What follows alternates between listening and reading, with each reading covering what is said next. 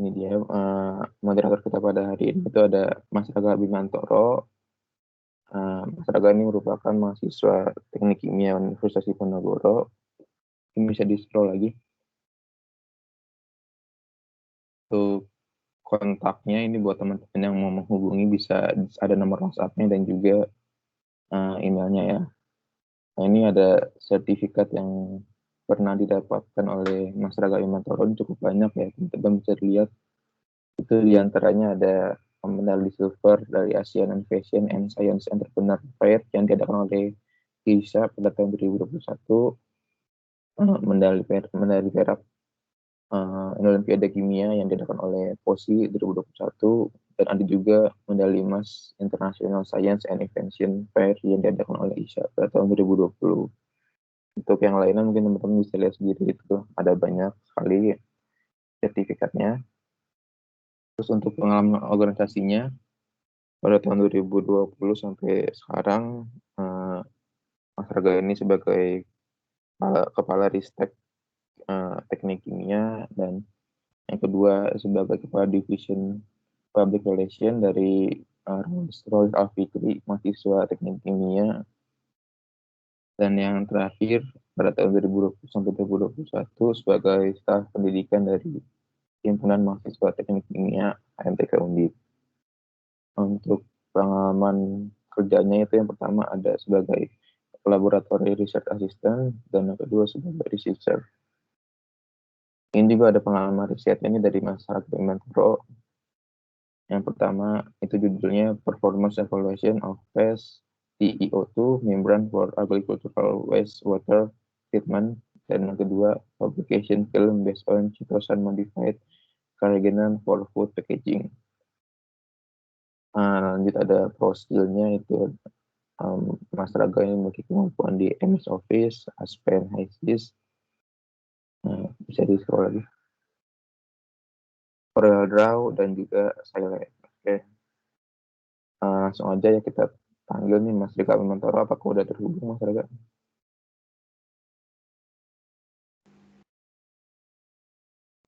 Halo, suaranya udah masuk belum ya, Andrian? Sudah Mas. Oke. Oke, langsung aja ya buat Mas Raga Bimantoro. Waktu dan medianya aku persilahkan. Oke, terima kasih buat Andrian atas waktu dan kesempatannya. Sebelumnya, Assalamualaikum warahmatullahi wabarakatuh. Selamat pagi teman-teman beserta Kak Afriza yang ada di sini. Sebelumnya perkenalkan, nama saya Raga Bimantoro dari jurusan Teknik Kimia angkatan 2019. Di sini saya diamanahkan sebagai moderator dalam materi kali ini, seperti itu. Oke. Sebelumnya nih, aku mau tanya dong buat teman-teman peserta LKMM DPSM khususnya Wisata Bina Ristek, gimana nih kabarnya selama wisata bidang 1 dan 2 ini udah dapat apa aja? Ada yang mau cerita nggak? Bisa langsung raise hand aja teman-teman buat menjawabnya.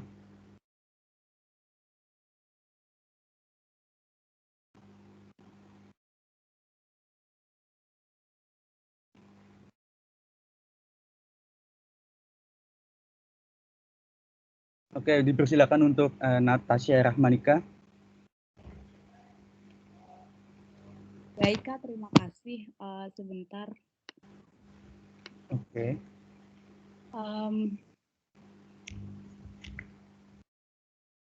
Baik Kak, terima kasih. Perkenalkan, nama saya Natasha Rahmanika dari jurusan akuntansi. Jadi pengalaman saya mengikuti wisata bidang Ristek itu apa ya? Saya kan jurusannya akuntansi, jadi kadang suka kurang gitu pengalaman research-nya. Nah, dengan mengikuti Wisbid Ristek ini saya jadi tahu gitu cara riset yang baik itu gimana, terus pembicara-pembicaranya juga udah berpengalaman dalam menerangkan riset, kayak misalnya ikut PKM, terus cara menulis karya ilmiah yang baik itu gimana, cara melakukan riset yang baik itu gimana. Jadi di Wisbid ini saya jadi menambah banyak ilmu, khususnya tentang penulisan riset dan karya ilmiah.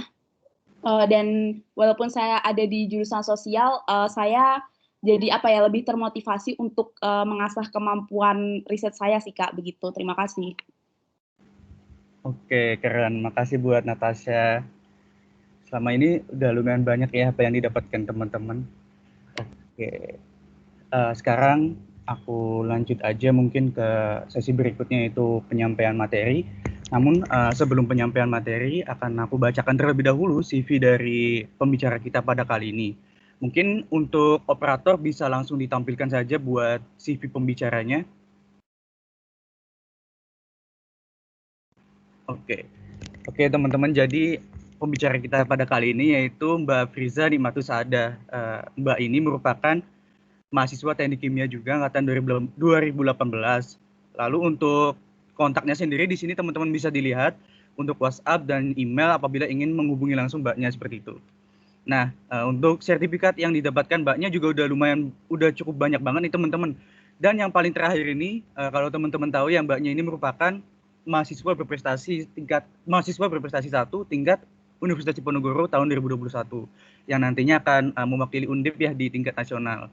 Lalu untuk sertifikat untuk kepenulisan yang selanjutnya ada juara kedua paper computation IC Indonesia Student Conference tahun 2021 juga. Lalu untuk Mbak Brida juga pernah menjuarai KMTM Science Writing Competition atau LKTI KMTM-nya yang mendapatkan juara 3. Lalu untuk pengalaman organisasinya sendiri, saat ini Mbak Brida sebagai bendahara dari SPI Student Chapter. Nah, SPI ini merupakan organisasi ya teman-teman yang bergerak di bidang oil and gas kayak seperti itu. Lalu mungkin bisa dilanjut, scroll ke bawah. Lalu untuk pengalaman risetnya sendiri, Mbak Friza pernah melakukan riset yang berjudul The Nutritional Enrichment of Dry Noodles by Using Phycocyanin Extract from Spirulina sp as an effort of food fortification. Lalu ada juga beberapa riset yang pernah dilakukan, dan untuk work experience-nya atau pengalaman kerjanya yang pertama menjadi asisten laboratorium di Advanced Material Laboratory at Diponegoro University, dan juga pernah menjadi peneliti di Rumah Kartini Jepara, dan juga untuk pengalaman kerja menjadi staff Goperto Art Community Review and solicit funds for possible publication. Oke, mungkin bisa scroll ke bawah lagi. Nah, dan Mbak Friza ini sering kali ya teman-teman menjadi pembicara dan juga pernah mempublikasikan karyanya berupa jurnal penelitian dan juga jurnal puisi seperti itu. Nah, mungkin teman-teman yang tertarik dengan puisi bisa nih beli buku-bukunya Mbak Friza. Oke, mungkin untuk pembacaan CV-nya udah cukup ya. Nah, langsung aja kita panggil untuk Mbak Friza. Apakah sudah terhubung, Mbak? Halo. Oke, halo, selamat pagi. Pagi, Mbak. Sebentar ya, saya nyalakan kamera dulu. Wait. Oke, sudah terlihat ya? Oke, sudah terlihat, Mbak. Mbak Friza, gimana kabarnya, Mbak? Baik, alhamdulillah. Gimana kabarnya, Raga? Alhamdulillah, baik juga, Mbak. Oke. Ya. Oke, mungkin langsung saja ya untuk penyampaian materi, waktu dan layar. Saya persilakan untuk Mbak Friza, Mbak. Oke, thank you. Saya izin share screen sebentar. Oke, sudah terlihat ya? Sudah, Mbak. Oke. Assalamualaikum warahmatullahi wabarakatuh. Selamat pagi semuanya, salam sejahtera bagi kita semuanya. Pertama, saya ingin mengucapkan terima kasih yang sebanyak-banyaknya kepada panitia yang sudah mengundang saya gitu ya di event kali ini, yaitu Wisata Bidang Riset dan Teknologi Karya Tulis Ilmiah Latihan Keterampilan Manajemen Mahasiswa Tingkat Dasar atau LKMMD tahun 2021 dari Fakultas Sains dan Matematika Universitas Diponegoro. Terima kasih karena sudah memberikan kepercayaan bagi saya untuk bisa menyampaikan sedikit materi gitu ya terkait dengan karya tulis ilmiah gitu. Oke, mungkin tadi sebelumnya sudah diperkenalkan oleh Raga gitu ya, siapa saya, kemudian saya mahasiswa dari mana gitu. Tapi saya ingin memperkenalkan diri saya lagi kepada teman-teman semuanya, supaya kita lebih dekat gitu. Perkenalkan, nama saya Afriza Nikmatus Saada, biasa dipanggil Afriza. Saya adalah mahasiswi Teknik Kimia Universitas Diponegoro angkatan 2018. Nah, ini ada beberapa media sosial saya seperti WhatsApp, LinkedIn, Instagram, kemudian akun YouTube saya. Untuk teman-teman yang ingin discuss ya bersama dengan saya terkait masalah kampus gitu ya, terkait dengan perlombaan ataupun terkait dengan mawapres ataupun hal-hal lain yang berkaitan dengan kemahasiswaan, mungkin bisa kontak saya langsung di WhatsApp ataupun di Instagram ataupun di email, karena saya sangat terbuka dan sangat senang sekali ketika rekan-rekan semuanya itu bisa open discuss dengan saya begitu. Nah, untuk teman-teman yang katanya tadi belum terlalu tahu gitu ya terkait dengan LKTI seperti dari jurusan lain, kalau nggak salah tadi namanya Natasha gitu ya, bisa lihat di akun YouTube saya. Di situ saya mengupload beberapa video terkait dengan riset saya, baik itu riset tentang mobil, ataupun riset basah di laboratorium, ataupun terkait dengan penulisan karya tulis ilmiah. Saya mengupload beberapa video terkait dengan hal itu. Jadi rekan-rekan mahasiswa bisa langsung saja untuk subscribe dan juga lihat akun YouTube saya, kayak gitu. Oke, langsung saja. Kita ke agenda pembahasan. Apa saja sih yang akan saya sampaikan pada pertemuan kali ini? Jadi saya di sini hanya memiliki sedikit sekali waktu yang diberikan oleh panitia dan saya ingin menyampaikan begitu banyak materi, tetapi karena keterbatasan waktu, jadi saya hanya menyampaikan 4 poin ini saja yang mudah-mudahan bisa menjadi bekal bagi rekan-rekan mahasiswa nantinya untuk mengikuti perlombaan di universitas lain yang membawa nama baik Universitas Diponegoro gitu ya. Yang pertama saya akan membahas terkait dengan pengenalan karya tulis ilmiah itu sendiri. Jadi kita harus tahu dengan betul, mampu membedakan mana yang karya tulis ilmiah dan mana yang bukan ya. Oke, setelah kita tahu atau setelah kita mengenal karya tulis ilmiah, baru nanti saya akan memaparkan kepada rekan-rekan semuanya bagaimana sih penulisan atau sistematika karya tulis ilmiah yang baik dan betul seperti itu. Setelah kita tahu sistematikanya, maka saya akan memaparkan bagaimana caranya mencari tim ya dan mencari ide yang bagus yang bisa dibawakan di perlombaan karya tulis ilmiah. Oke, setelah itu saya akan membahas sedikit atau mengulas sedikit terkait dengan perlombaan karya tulis ilmiah berdasarkan pengalaman saya. Nah, mungkin di awal sesi kali ini saya akan menyampaikan materi terlebih dahulu, tetapi nanti di akhir saya memiliki penugasan kepada rekan-rekan semuanya dan saya yakin panitia sudah membagi rekan-rekan menjadi 3 kelompok gitu ya, dan setiap kelompok terdiri dari 5 orang.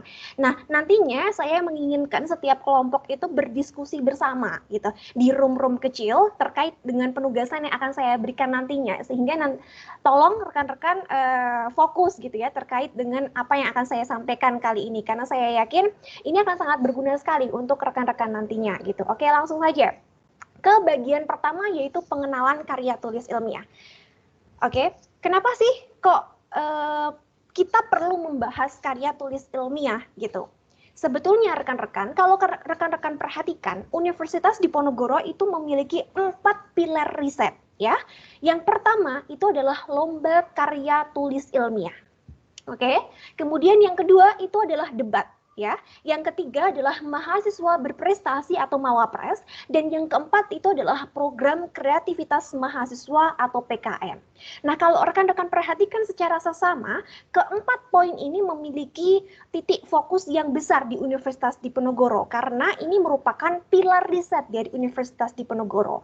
Jadi Universitas Diponegoro sangat mendukung sekali, mendukung penuh terkait dengan 4 kegiatan ini. Yang pertama LKTI, yang kedua debat, yang ketiga mawapres, dan yang keempat itu adalah PKM. Jadi ketika rekan-rekan mengikuti lomba karya tulis ilmiah, nantinya rekan-rekan akan mendapatkan suatu apresiasi tersendiri dari Universitas Diponegoro, bahkan bisa menaikkan nilai sebagai reward. Oleh karena itu, karya tulis ilmiah ini adalah suatu hal yang sangat penting yang harus diketahui oleh mahasiswa Universitas Diponegoro gitu. Oke. Kalau kita mau membicarakan tentang suatu hal, maka kita harus berangkat dari definisi terlebih dahulu. Sebetulnya apa itu karya tulis ilmiah, gitu ya? Nah, menurut Profesor Azril Azari, PhD, beliau mengatakan bahwa karya tulis ilmiah itu adalah suatu karya tulis yang disusun berdasarkan pendekatan metode ilmiah atau aplikasi dari metode ilmiah yang ditujukan untuk kelompok pembaca tertentu dan disajikan menggunakan format tertentu yang baku. Nah, dari pengertian ini rekan-rekan semuanya kita dapat memfokuskan atau menitik beratkan pada dua hal. Bahwa karya tulis ilmiah itu harus yang pertama memiliki metode ilmiah, ya. Kemudian yang kedua, karya tulis ilmiah itu harus memiliki atau memenuhi format tertentu yang baku. Oke, jadi ketika kita menyusun karya tulis ilmiah harus menggunakan metode ilmiah tertentu. Itulah yang membedakan karya tulis ilmiah dan bukan karya tulis ilmiah. Nah, metode ilmiah ini sebetulnya digunakan untuk mendekati suatu masalah agar suatu permasalahan tersebut itu dapat terselesaikan. Nah, kemudian yang kedua, karya tulis ilmiah itu harus memenuhi format tertentu.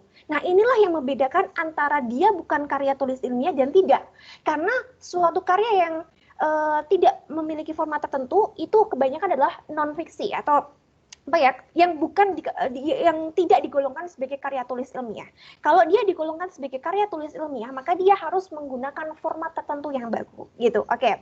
Nah, sebelum kita berbicara lanjut gitu ya terkait dengan karya tulis ilmiah, saya perlu memberikan suatu pemahaman gitu ya kepada rekan-rekan semuanya di sini agar rekan-rekan ini memiliki suatu persepsi yang sama dengan saya.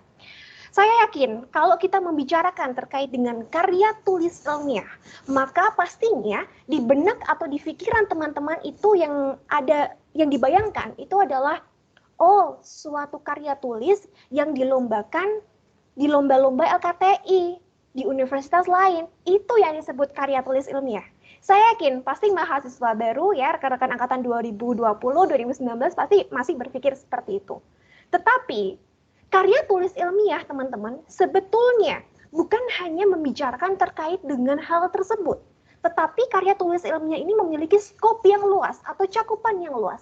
Nah, apa saja bentuk karya tulis ilmiah? Yang pertama nih, kita lihat, ada laporan.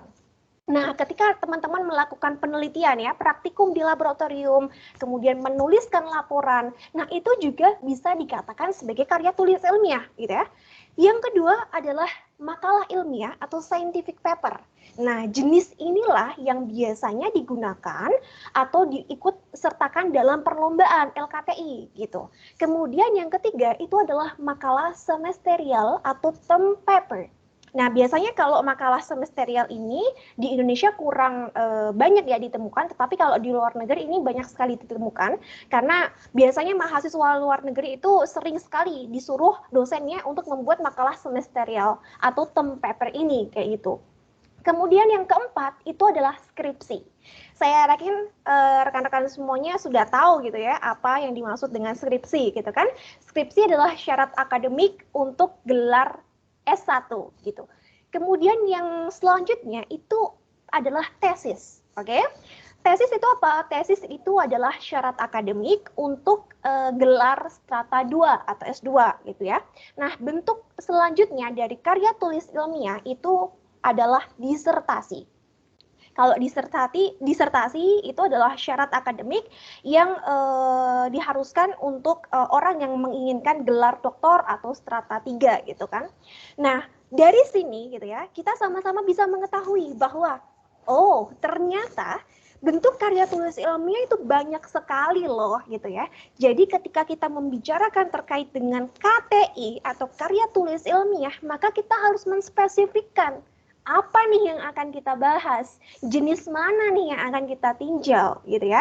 Nah, dalam pertemuan kali ini saya akan lebih memfokuskan pembahasan ini kepada jenis makalah ilmiah atau scientific paper gitu. Karena jenis bentuk karya tulis ilmiah yang satu ini yang sering diikutkan dalam perlombaan gitu di universitas lain atau yang biasa kita dengar sebagai LKTI gitu. Jadi harapannya setelah saya memaparkan materi ini nantinya rekan-rekan sudah mampu mengetahui bagaimana cara menulis LKTI yang baik, membuat LKTI supaya dia menang dan lolos gitu ya. Gitu. Oke, lanjut ke bagian 2 yaitu sistematika karya tulis ilmiah. Oke. Nah, kalau teman-teman perhatikan gitu ya, karya tulis ilmiah sebetulnya terdiri dari beberapa section atau bagian. Bagian pertama itu adalah bagian awal, oke? Bagian kedua itu adalah bagian inti, dan bagian ketiga itu adalah bagian penutup. Bagian awal itu terdiri dari apa saja? Terdiri dari halaman judul, lembar pengesahan, kata pengantar, daftar isi, abstrak atau ringkasan gitu. Saya yakin untuk bagian awal rekan-rekan semuanya sudah clear lah ya, karena ini adalah bagian-bagian yang gampang yang semua orang bisa membuatnya gitu kan. Kemudian untuk bagian inti sendiri itu terdiri dari bab 1 sampai dengan bab 5 gitu ya. Di mana bab 1 itu terdiri dari latar belakang, rumusan masalah, tujuan dan manfaat penulisan. Sedangkan bab 2 berisikan tentang tinjauan teori gitu kan. Kemudian bab 3 berisikan tentang bagaimana prosedur penelitian itu dilakukan. Kemudian bab 4 akan berisikan tentang hasil dan juga pembahasan dari penelitian tersebut. Sedangkan bab 5 nantinya akan berisikan kesimpulan dari penelitian dan saran yang akan dilakukan untuk penelitian selanjutnya. Oke? Sedangkan bagian penutup itu terdiri dari daftar pustaka, daftar riwayat hidup, baik riwayat hidup anggota tim KTI-nya, dan juga riwayat hidup dari dosen pembimbingnya. Kemudian ada lampiran yang dianggap penting, gitu. Oke. Nah, pada kesempatan kali ini, kalau saya membahas dari semua bagian ini, saya yakin sampai malam nggak bakal selesai gitu kan, karena ini sangat banyak sekali cakupannya. Sehingga pada pertemuan kali ini saya lebih memfokuskan untuk membahas bab 1 pendahuluan dan juga bab 3 metode penelitian. Kenapa yang saya bahas itu? Karena rekan-rekan, kalau rekan-rekan perhatikan, sebetulnya bisa saya katakan bahwa bab 1 pendahuluan dan bab 3 metode penelitian merupakan jantungnya KTI. Kenapa kok jantung? Karena ketika judges atau para juri menilai suatu karya tulis ilmiah peserta, bagian pertama yang mereka buka itu adalah bab 1, rekan-rekan. Oke? Setelah membuka bab 1, mereka akan pindah ke bab 3 untuk mengetahui apa sih prosedurnya, apa sih metodenya gitu. Jadi bisa saya katakan bahwa bab 1 dan bab 3 ini sangat penting dan merupakan jantung dari karya tulis, sehingga ini yang harus menjadi titik fokus kita pada pertemuan kali ini. Oke, langsung saja. Kalau bab 1 itu terdiri dari latar belakang, rumusan masalah, tujuan penelitian, dan manfaat penelitian. Kalau latar belakang sendiri, ketika kita membicarakan terkait dengan latar belakang, itu adalah berisikan uraian secara singkat, padat, jelas, dan logis ya dari suatu kegiatan ilmiah, sehingga mampu menjelaskan alasan teoritik mengapa permasalahan tersebut perlu dijawab melalui suatu kegiatan penelitian. Oke? Sedangkan rumusan masalah itu merupakan pertanyaan kritis atau argumentasi yang fleksibel ya, yang diambil intinya dari pernyataan umum dari masalah penelitian tersebut gitu. Sedangkan untuk tujuan penelitian sendiri itu adalah uraian singkat serta jelas tentang tujuan apa yang akan dicapai ya, output apa yang akan dihasilkan dari penelitian tersebut. Sedangkan manfaatnya tentunya adalah berisi uraian tentang kebermanfaatan dari penelitian tersebut. Nah, untuk poin yang akan kita fokuskan pada bab 1 pendahuluan ini, saya akan menitik beratkan pada latar belakang. Kenapa? Karena sebetulnya ketika judges membuka bab 1 pendahuluan, maka yang dia baca, yang pertama kali dia baca itu adalah latar belakang. Kenapa latar belakang? Karena latar belakang itu berisi urgensi. Kenapa sih penelitian itu perlu dilakukan? Dan apa kebermanfaatannya? Apa dampaknya untuk masyarakat? Kenapa saya harus melakukan penelitian itu? Bagaimana alur pikirnya? Bagaimana metodenya? Semuanya diringkas dalam latar belakang. Sehingga ketika reviewer membaca latar belakang, maka gambaran umum penelitian tersebut akan timbul, akan tampak gitu, sehingga para reviewer akan mampu melihat, oh ternyata penelitiannya seperti ini gitu. Jadi poin latar belakang ini sangat penting di bab 1 pendahuluan. Oke, kalau rekan-rekan ketahui ya, sebetulnya ketika kita menyusun latar belakang itu kita bisa menggunakan dua jenis logika atau alur pikir. Yang pertama itu adalah logika deduktif, dan yang kedua itu adalah logika sebab akibat. Nah, apa yang disebut sebagai logika deduktif? Logika deduktif itu merupakan suatu logika yang menyimpulkan dari umum nih ya, kemudian kita tarik sampai ke khusus. Nah, logika deduktif ini digambarkan sebagai piramida terbalik seperti ini. Jadi kita harus menarik ya permasalahan dari yang umum, kemudian kita tarik ke permasalahan khusus, baru kita tarik lagi dan kita simpulkan apa inti dari permasalahannya. Itu yang disebut sebagai logika deduktif. Nah, kita langsung ambil contoh saja.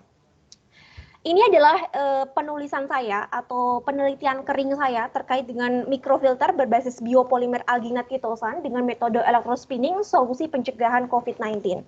Kalau teman-teman pengen tahu bagaimana penelitian ini dan ide ini lebih jauh, teman-teman bisa lihat di YouTube saya upload video terkait dengan hal ini juga gitu. Nah, sekarang kita membahas bagaimana cara pembuatan atau penyusunan latar belakang berdasarkan logika deduktif yang saya sampaikan tadi. Dari permasalahan umum kita tarik ke intinya apa, gitu ya. Nah, permasalahan umumnya itu adalah pandemi COVID-19 ini ya sekarang mengharuskan semua orang harus menerapkan protokol kesehatan ya. Salah satunya adalah menggunakan masker.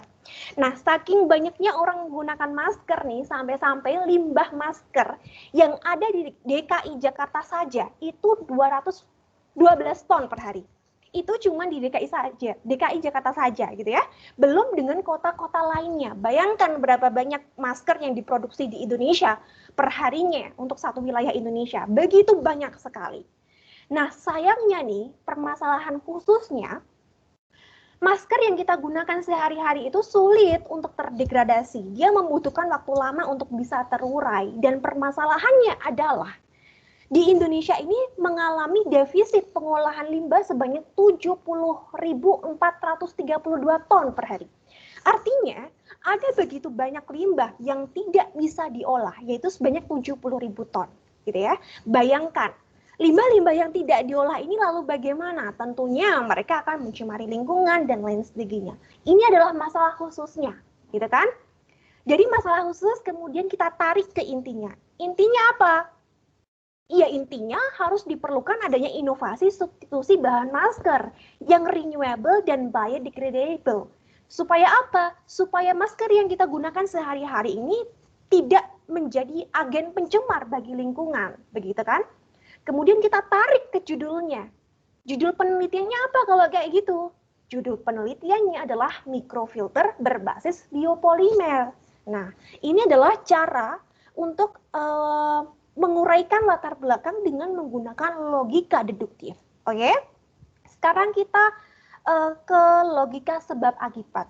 Berbeda dengan logika deduktif ya. Kalau logika sebab akibat itu mencerminkan bahwa secara nalar permasalahan yang ada di dunia ini seluruhnya memiliki pola hubungan antara penyebab, kemudian timbul masalah ya. Dari masalah ini memiliki dampak nih ya. Oke? Kalau saya punya gambar seperti ini, mungkin ada yang bisa menguraikan bagaimana latar belakangnya dengan menggunakan logika sebab akibat. Dengan menggunakan ini, ada yang bisa mungkin Raga bisa bantu saya untuk menunjuk orang atau ada yang raise hand untuk mencoba menguraikan latar belakang menggunakan logika sebab akibat ini?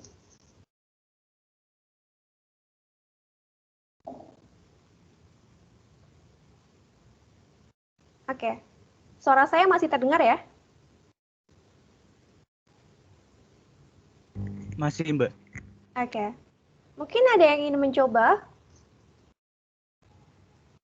gimana menguraikan latar belakang dengan menggunakan logika sebab akibat ini. Penyebabnya plastik ya, masalahnya limbah ya, dampaknya ada ikan di dalam plastik. Gitu. Ada nggak yang bisa menguraikan dengan kata-kata?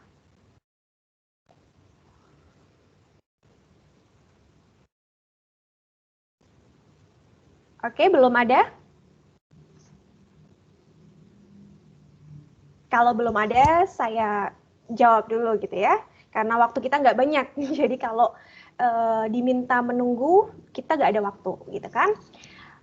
Penyebabnya plastik nih. Nah, plastik ini menjadi suatu penyebab ya. Yang mana plastik ini akan menimbulkan permasalahan gitu kan. Permasalahannya apa plastik? Permasalahannya adalah dia bisa menjadi agen pencemar untuk ekosistem daratan maupun ekosistem lautan atau air, gitu kan? Nah, itu adalah permasalahannya, pencemaran di daratan dan pencemaran di perairan, oke? Dari masalah ini timbul dampak. Apa dampak dari pencemaran yang ada? Salah satu dampak yang ditimbulkan itu adalah ekosistem perairan yang akan terganggu, misalnya saja dengan ikan yang mengkonsumsi plastik gitu ya. Plastik ini merupakan suatu kontaminan. Jadi ketika ikan memakannya, maka ikan tersebut akan mengandung atau berisikan agen-agen kontaminan. Jadi itu akan sangat berbahaya ketika kita mengonsumsi ikan-ikan tersebut. Begitu. Ini ketika kita menggunakan logika sebab akibat. Ada suatu penyebab yang menimbulkan masalah. Dari masalah ini memiliki dampak gitu ya. Nah, selanjutnya, sebetulnya ada nggak sih hubungan antara logika deduktif dan logika sebab akibat? Ada, rekan-rekan. Jadi ketika rekan-rekan menyusun suatu latar belakang, rekan-rekan bisa memilih antara menggunakan logika deduktif atau logika sebab akibat atau menggunakan kombinasi di antara keduanya. Nah, sebetulnya logika deduktif itu ada atau berada di dalam logika sebab akibat di poin masalah, ya. Jadi ketika kita menguraikan poin masalah yang ada di logika sebab akibat, nanti kita bisa menggunakan logika deduktif, yaitu berangkat dari masalah umum, kita tarik ke masalah khusus, kemudian kita tarik lagi ke inti permasalahannya apa, sehingga didapatkan judul penelitiannya. Begitu. Saya harap ini jelas gitu ya. Kita lanjut ke bab 2, tinjauan pustaka. Saya yakin kalau tinjauan pustaka rekan-rekan semuanya pandai lah ya untuk menyusunnya karena ini sebetulnya gampang, hanya berisikan terkait dengan landasan teori yang mendukung argumentasi dan hipotesis gitu ya. Kita lanjutkan saja ke bab 3, metode penelitian. Nah, ini yang penting nih. Saya bilang tadi di awal bahwa bab 3 penelitian juga merupakan suatu jantung dari karya tulis ilmiah, sehingga mahasiswa diharapkan paham betul bagaimana menulis bab 3 metode penelitian ini. Nah, sebetulnya metode penelitian ini memiliki beberapa subbab gitu ya. Yang pertama ada metode penelitian, subbab metode penelitian. Nah, yang kedua ada subbab tahapan penelitian. Di subbab metode penelitian nanti di sini teman-teman harus menjelaskan metode apa yang digunakan, metode tersebut itu seperti apa. Di sini teman-teman harus menjelaskan hal tersebut. Sedangkan untuk di subbab tahapan penelitian, teman-teman harus menguraikan desain penelitiannya seperti apa, variabel yang digunakannya seperti apa, alat dan bahan yang digunakan apa saja gitu. Nah, sedangkan untuk subbab prosedur kerja, rekan-rekan di sini harus menjelaskan dengan menggunakan narasi. Bagaimana alur penelitiannya, mulai dari tahap preparasi sampel sampai dengan tahap pengujian, sampai dengan analisanya seperti apa, gitu ya. Sedangkan untuk subbab luaran dan indikator capaian yang terukur, di sini berisikan poin-poin terkait dengan luaran apa saja yang ingin dihasilkan dari penelitian ini. Oke, kemudian indikator capaiannya apa saja yang dihasilkan dari penelitian ini, gitu. Sedangkan untuk subbab teknik pengumpulan data, di sini berisi uraian ya secara jelas dan singkat terkait dengan metode atau teknik apa yang digunakan untuk mengumpulkan data. Sebetulnya kalau kita ketahui jenis-jenis data itu kan ada banyak sekali ya, ada data primer, ya data sekunder, ordinal, dan lain sebagainya. Jadi metode atau teknik untuk mengumpulkan data tersebut tergantung pada jenis data yang kita gunakan untuk penelitian. Oke? Sedangkan untuk subbab analisa data, itu berisi uraian secara jelas dan singkat terkait dengan bagaimana metode untuk menganalisa data dan alat apa yang digunakan untuk menganalisa data. Misalnya, metode yang saya gunakan untuk analisa data itu adalah metode statistika, sedangkan alat yang saya gunakan itu adalah alat desain ekspor misalnya. Sedangkan untuk subbab cara penafsiran, di sini teman-teman harus menjelaskan bagaimana cara menafsirkan hasil yang diperoleh dari analisa data sehingga nantinya tampak suatu kesimpulan. Oke. Sedangkan untuk di subbab penarikan kesimpulan baru ditarik kesimpulan dari hasil penafsiran tadi gitu. Nah, yang akan saya paparkan lebih jauh terkait dengan bab 3 metode penelitian kali ini itu adalah subbab tahapan penelitian. Oke, kenapa saya lebih memfokuskan pada subbab ini? Karena sebetulnya sama halnya dengan latar belakang tadi. Kalau latar belakang, judges akan fokus pada Kalau di bab 1 pendahuluan, judges akan fokus pada latar belakang gitu. Sedangkan pada bab 3 metode penelitian, judges atau juri itu akan fokus pada subbab ini, yaitu subbab tahapan penelitian. Jadi kita harus mampu membuat subbab tahapan penelitian ini dengan baik dan betul. Nah, ini adalah subbab tahapan penelitian di bab 3 metode penelitian. Ya, teman-teman bisa melihat di situ ada poin rancangan percobaan, ada poin alat dan bahan yang digunakan, kemudian ada poin penetapan variabel. Nah, di sini yang ingin saya fokuskan lebih jauh lagi adalah terkait dengan rancangan percobaan, gitu. Kenapa kok saya lebih fokus pada rancangan percobaan? Alasannya adalah ini. Karena sebetulnya rekan-rekan, di rancangan percobaan ini atau di diagram alir ini ya, itu sebetulnya mengandung berbagai macam informasi. Informasi yang pertama yang bisa kita ambil itu adalah tujuan penelitian itu sendiri. Misalnya dari penelitian ini adalah penelitian saya yang lolos pendanaan PKM tahun ini berjudul pembuatan bioscrubber dari bakterial cellulose, nata de coco ya, dan menggunakan antibakteri flavonoid. Tujuan pertama dari penelitian ini itu adalah pembuatan bioscrubber. Oke. Tujuan kedua adalah melakukan analisa atau uji antibakteri pada produk bioscrubber yang dihasilkan. Oke. Tujuan ketiga itu adalah mengkarakterisasi produk bioscrubbernya dengan menggunakan pengujian misalnya BET, SEM-EDX, dan juga ATIR. Oke, jadi dari desain penelitian ini kita sudah mampu mendapat informasi terkait dengan tujuan penelitian. Informasi selanjutnya yang bisa kita dapatkan itu adalah bahan yang digunakan dalam penelitian ini. Misalnya di sini menggunakan bahan bakterial cellulose. Ada juga bahan lain misalnya NaOH, PEG, etanol, air mawar, dan lain sebagainya gitu. Nah, informasi selanjutnya yang kita dapatkan itu adalah metode penelitiannya sendiri. Pada desain penelitian ini sebetulnya sudah digambarkan atau dipaparkan secara jelas oleh penulis bahwa metode yang dia gunakan itu adalah ultrasonikasi dan ambient pressure drying gitu. Oke, jadi teman-teman bisa menangkap ya bahwa dari desain penelitian ini sebetulnya banyak sekali informasi yang bisa kita dapatkan. Sehingga section ini atau bagian ini sangat penting di bab 3 penelitian, sehingga ketika judges melihat bab 3 penelitian, maka fokus utama mereka sebetulnya adalah pada desain penelitian ini. Jadi harapannya ketika rekan-rekan menyusun desain penelitian seperti ini harus informatif, harus cantik ya, harus memuat informasi-informasi yang penting yang bisa ditangkap oleh para judges dengan jelas dan gamblang gitu. Oke. Nah, untuk contoh sistematika penulisan karya tulis ilmiah, rekan-rekan semuanya dapat melihat pada link berikut ini. Kita lihat secara bersama ya. Sebentar saya bukakan link tadi. Nah, link tadi itu berisikan seperti ini rekan-rekan. Ini adalah salah satu LKTI saya yang waktu itu saya lombakan dengan rekan-rekan saya dan dapat juara 3 di lomba ini. Nah, seperti yang saya paparkan tadi bahwa ini adalah bagian awal dari karya tulis ilmiah ya, yang memuat halaman pengesahan, halaman judul, kemudian lembar pengesahan ya, kemudian ada kata pengantar ya, kemudian ada daftar isi, daftar gambar, daftar tabel ya, daftar lampiran. Kemudian abstrak dan ringkasan. Kemudian masuk ke bagian intinya berupa bab 1 pendahuluan ya.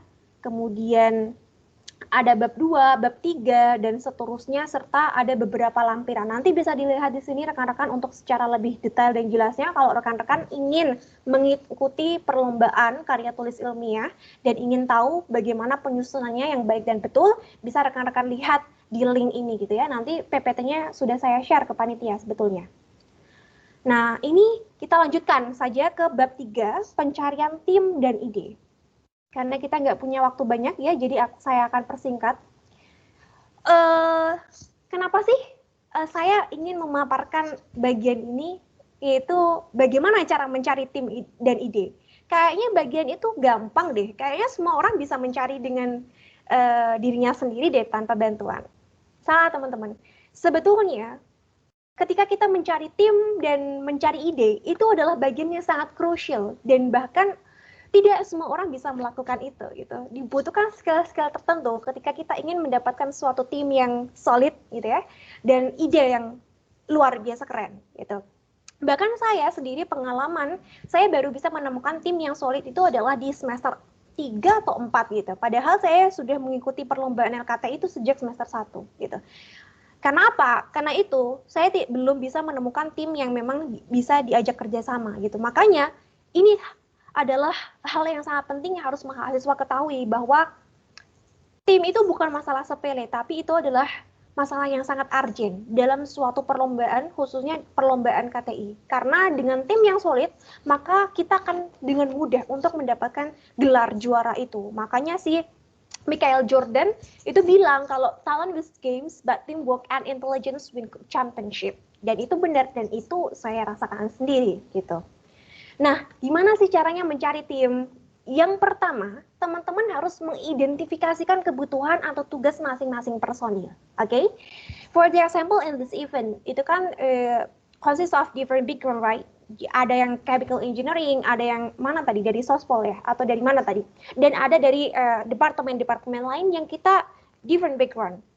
Nah, dari background yang berbeda tadi, sebetulnya kita bisa saling melengkapi. Misalnya, suatu tim membutuhkan orang yang pandai tentang kimia gitu ya. Cari aja anak teknik kimia atau anak kimia gitu kan. Kemudian tim tersebut juga membutuhkan orang yang pandai untuk menganalisa ekonomi supaya karya tulisnya tersebut bisa menganalisis berapa profit yang didapatkan. Maka cari aja orang-orang dari ekonomi untuk menganalisa ekonominya gitu kan. Maka sebetulnya ketika kita ingin membentuk suatu tim, maka kita harus mengidentifikasi terlebih dahulu kebutuhannya. Baru dari kebutuhan tersebut kita mampu menentukan personil yang tepat ya untuk menempati posisi tersebut atau mengemban tugas tersebut gitu. Yang kedua adalah mengikuti suatu forum atau komunitas yang memiliki visi dan misi yang sama. Misalnya komunitas riset ya, saya yakin komunitas riset itu memiliki orang-orang yang memiliki visi yang sama untuk membangun riset dan teknologi dengan baik berbasiskan penelitian. Nah, dari situ sebetulnya kita bisa merekrut orang-orang yang memang berkompeten di bidang riset, gitu ya. Kalau pengen cari lomba lain, misalnya di oil and gas, dan ingin membentuk tim yang solid, ya ikut komunitas oil and gas. Jadi tergantung pada perlombaan apa yang ingin kita ikuti, gitu kan. Nah, yang ketiga itu adalah meminta rekomendasi daripada expert. Nah, biasanya nih ya, kita udah nyari orang nih di forum, ya, misalnya di lingkar riset atau apa gitu, tapi nggak nemu nih, saya nggak nemu orang yang pas. Nah, solusi terakhir yang bisa saya berikan itu adalah meminta rekomendasi dari para expert. Misalnya, meminta rekomendasi dari para kakak tingkat yang memang sudah terlebih dahulu berkecimpung di perlombaan KTI gitu.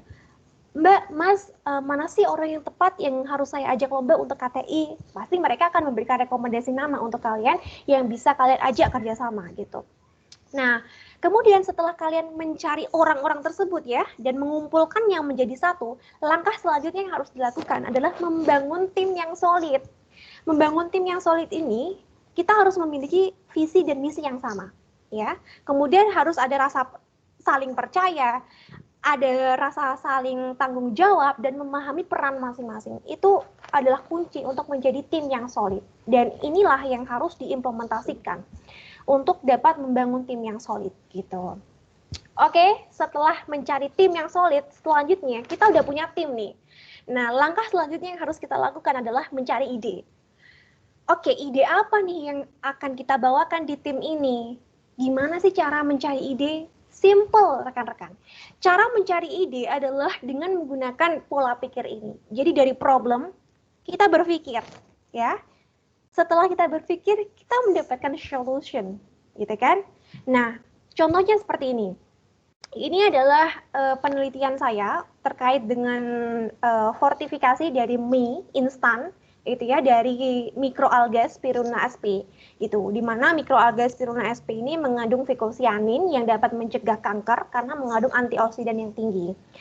Nah, dari sini saya pola pikir mencari idenya seperti ini.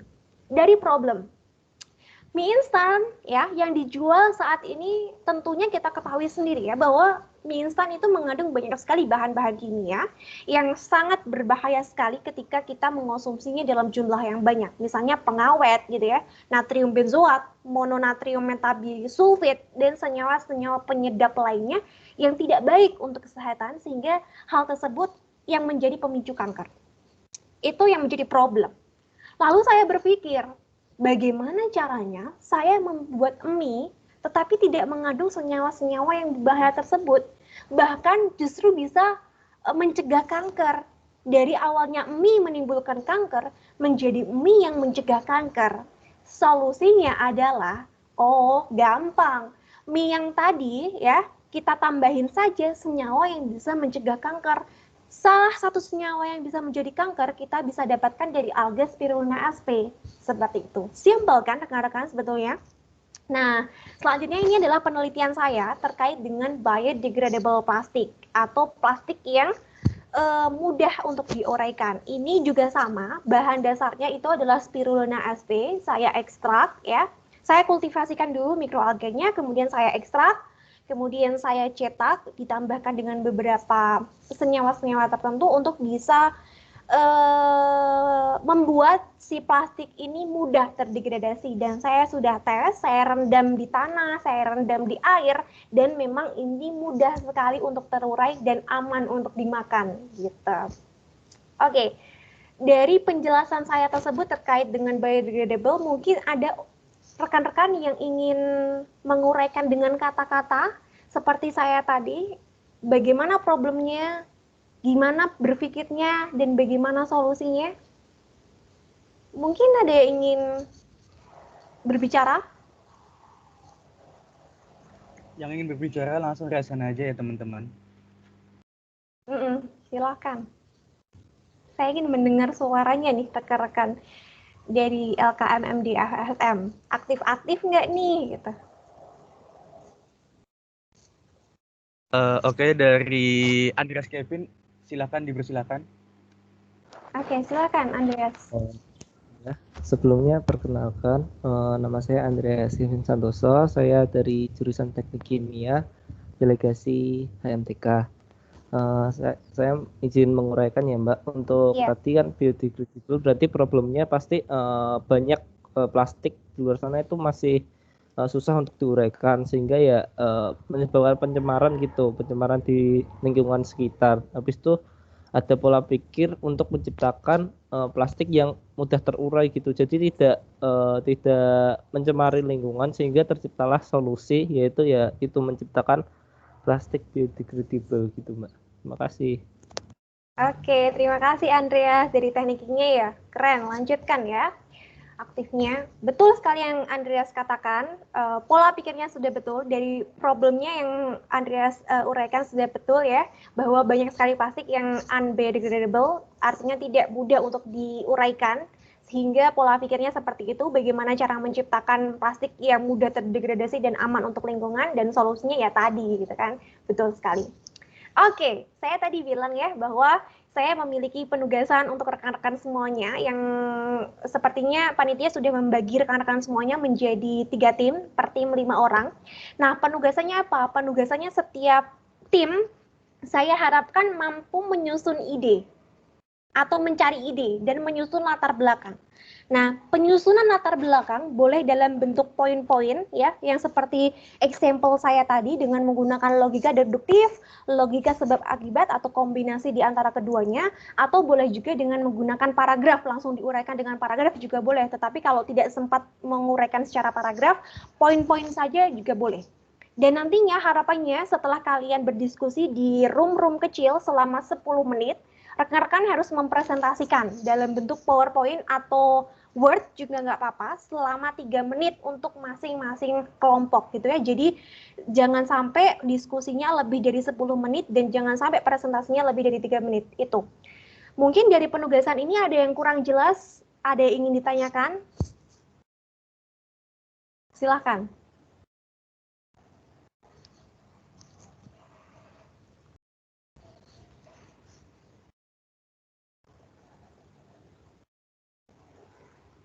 Jelas ya, saya rasa. karena tidak ada yang bersuara. Jadi saya anggap ini jelas gitu ya. Oke, selanjutnya saya serahkan kembali kepada panitia. Jadi nanti harapannya kita sudah kembali ke main room ini pada pukul 9 titik berapa ya? 10.10 ya. Kita sudah kembali ke main room ini, kemudian nanti dilanjutkan presentasi dari kelompok 1, kelompok 2, lalu kelompok 3. Gitu ya. Saya kembalikan lagi ke panitia. Silakan panitia.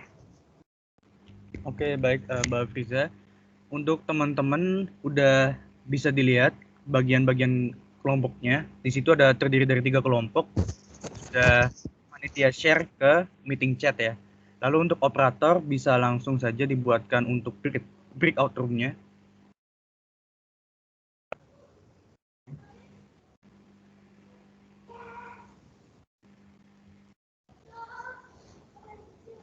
Mohon ditunggu sebentar ya teman-teman.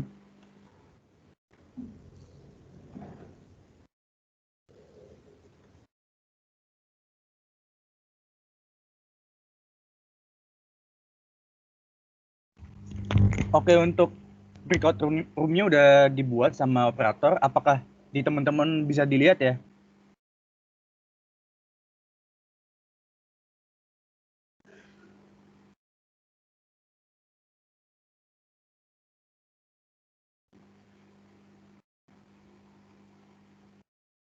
Halo, gimana dari teman-teman? Apa ada yang melihat breakout room-nya untuk join?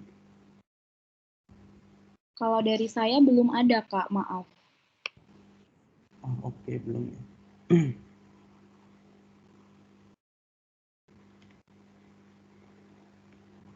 Oke, sebentar.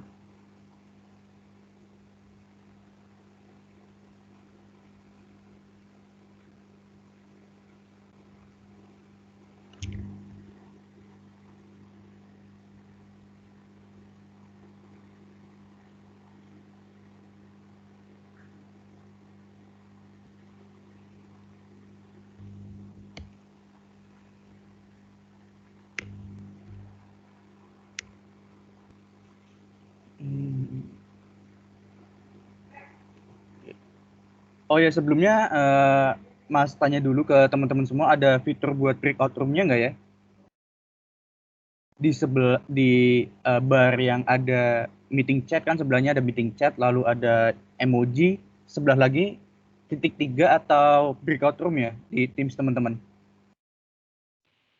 Di tempat saya titik 3, Kak. Oh, titik 3 ya. Oke, mungkin karena dari MS Teams teman-teman sendiri terkendala di ininya, breakout room-nya, kita coba ganti metode, yaitu untuk panitia bisa dibuat 3 meet baru di channel Wismikristek ini yang diberi nama nantinya tiap kelompoknya seperti itu. Mungkin dari operator bisa dibatalkan aja untuk breakout room-nya, kita ganti metode ke pembuatan 3 meeting chat yang 3 meet chat yang baru seperti itu. Mungkin dari panitia bisa tolong dibantu untuk membuat meet chat-nya.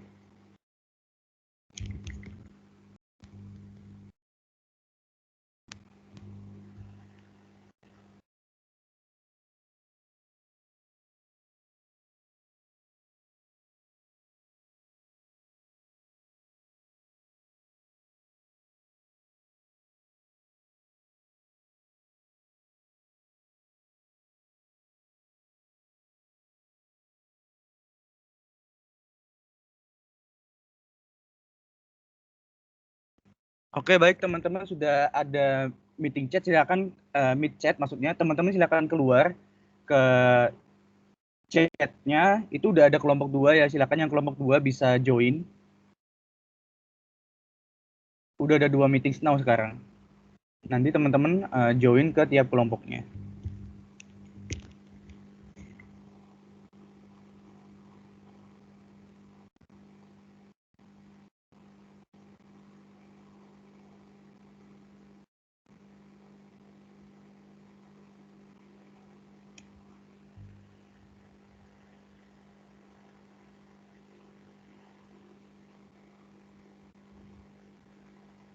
Oke, untuk Meet chatnya sudah lengkap ya teman-teman, udah ada kelompok 1, 2, dan 3, silakan teman-teman bisa langsung join aja ke masing-masing room kelompoknya dan berdiskusi mengenai apa yang disampaikan oleh Mbak Afriza tadi. Untuk waktunya karena ada telat 4 menit jadinya kita perpanjang aja kali ya Mbak untuk waktunya Iya, sampai bu- 10.15 gimana Mbak? iya boleh. Silakan Raga. 10.15 kembali ke sini lagi ya. Oke, oke untuk waktunya kita perpanjang 10.15 ya teman-teman. Silakan waktunya digunakan untuk diskusi dengan baik. Oke.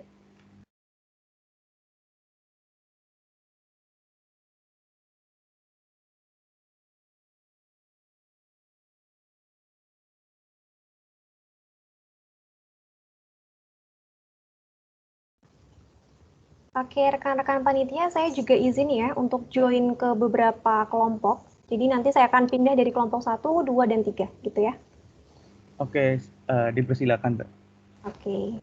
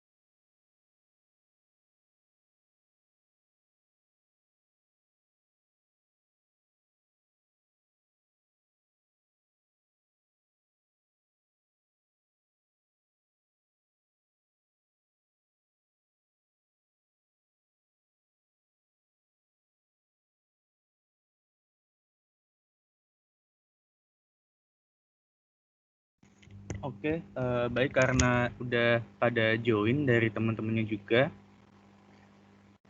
mungkin langsung aja ke sesi selanjutnya yaitu presentasi ya dari apa yang telah didiskusikan oleh kelompok teman-teman seperti itu.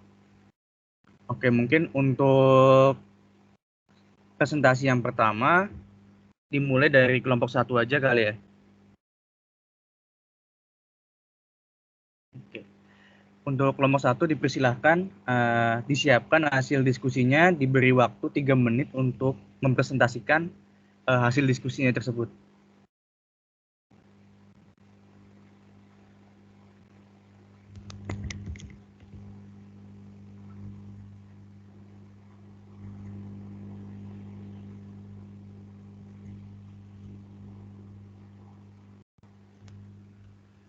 Oke, silahkan untuk kelompok 1 apakah sudah siap? Ada Ageng Windarto, Rizky Agung, Wafik Afifah, Imade Kresna, sama Vanindi Aika. Untuk perwakilan saja yang presentasi teman-teman, dipersilahkan.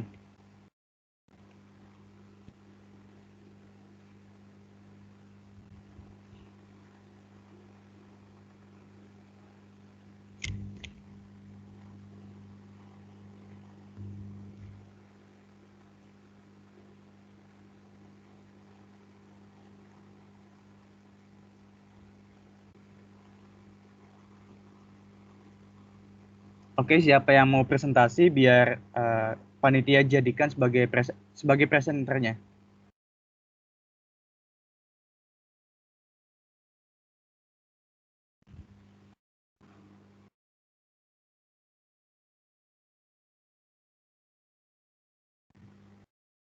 Oke.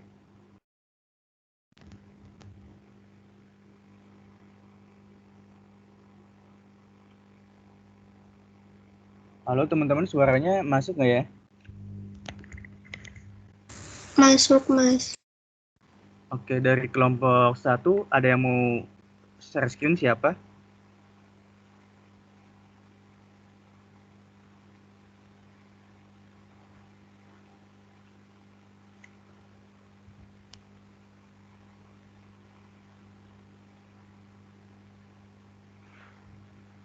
Atau kita lanjut dulu aja kali ya ke kelompok berikutnya. Kalau kelompok 2 ada yang mau share screen,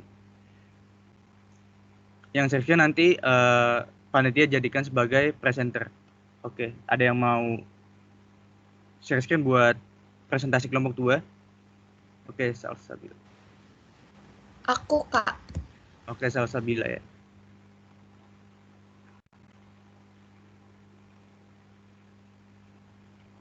Oke, udah Mas jadiin presenter, silakan Salsabila bisa langsung share screen aja.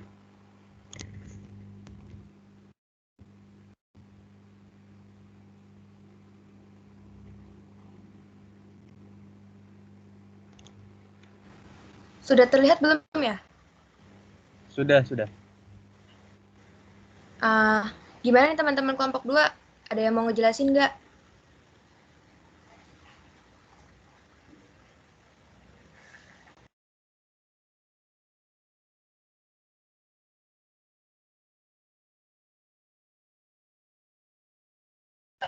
Oke deh Kak, kalau gitu aku aja ya, biar cepet juga waktunya. Assalamualaikum warahmatullahi wabarakatuh. Perkenalkan, saya Salsabila, perwakilan dari kelompok 2. Nah, di sini saya akan mempresentasikan hasil diskusi kelompok kami. Kelompok kami mengambil judul pembuatan anti korosi dari limbah sekam padi dengan menggunakan metode sebab akibat. Nah, karena limbah sekam padi masih banyak dan kurang optimal dimanfaatkan di lingkungan masyarakat, akibatnya berserakan pada lingkungan sekitar. Hal tersebut menimbulkan banyak dampak yang berarti bagi lingkungan sekitar kita.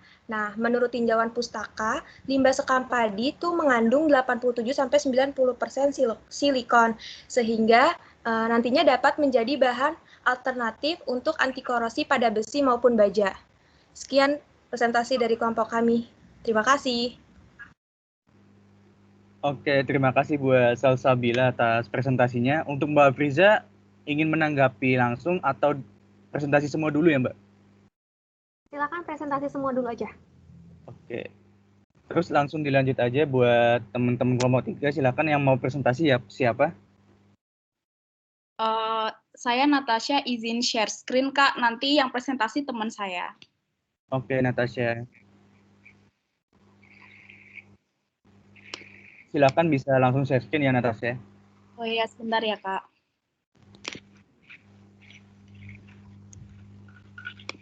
Apakah sudah terlihat? Oke, sudah. Oke, saya persilakan kepada teman saya Nisrina untuk presentasi. Oke, terima kasih Natasha. Jadi, selamat pagi semuanya. Perkenalkan, kami dari kelompok 3 akan mempresentasikan hasil kerja kelompok kami tentang ini modifikasi biodegradable plastik yang dari Spirulina sp dengan penambahan serat selulosa dari Nata de coco. Next slide please. Nah, ini pertama problemnya itu kan pencemaran plastik, di mana plastik itu menurut Kementerian Lingkungan itu tuh terdapat 9,85 miliar lembar per tahun menurut peningkatan kebutuhan plastiknya. Nah, plastik ini kan sulit untuk terdegradasi, membutuhkan bertahun-tahun untuk dapat terdegradasi, sehingga plastik ini sembari menunggu untuk terdegradasi, plastik ini akan menumpuk. Kemudian proses degradasi plastik ini ya membutuhkan waktu yang lama.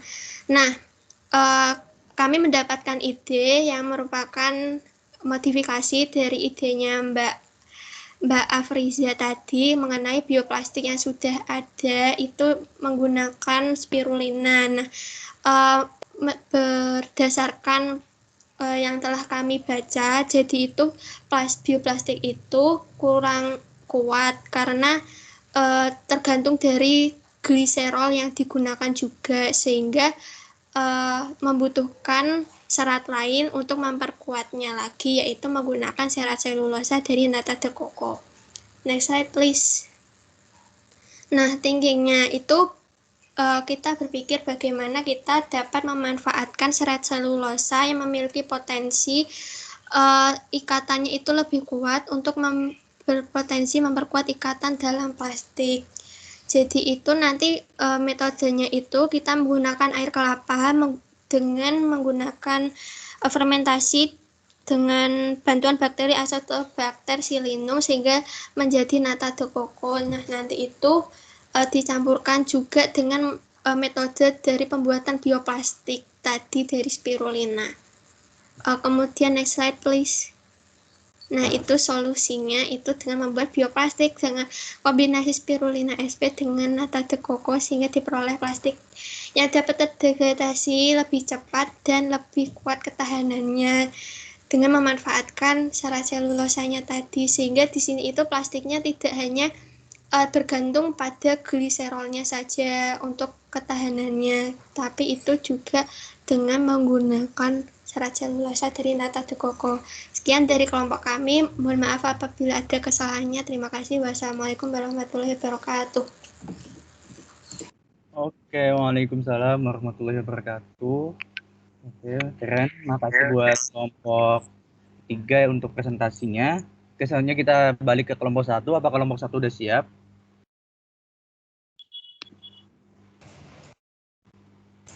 Izin masuk mas, ya sudah siap. Oke, Ageng ya? Bentar ya, Ageng. Iya mas. Oke, silakan buat Ageng bisa langsung share screen aja. Vanin mas, jadi dari kelompok saya yang presentasi, namun Vanin dia yang share screen. Bisa tolong Vanin? Ya kak, saya Vanindia Ika Rizky izin share screen. Oke.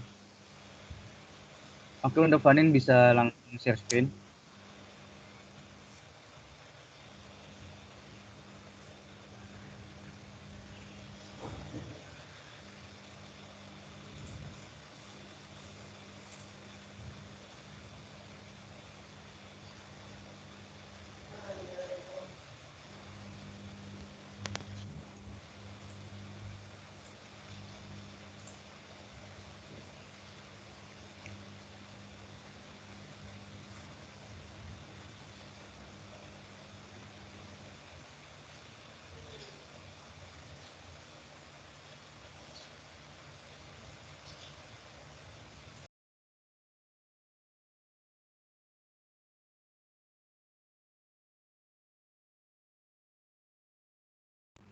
Oke, udah terlihat untuk share screen-nya, bisa langsung dimulai. Mohon maaf Kak, di saya belum.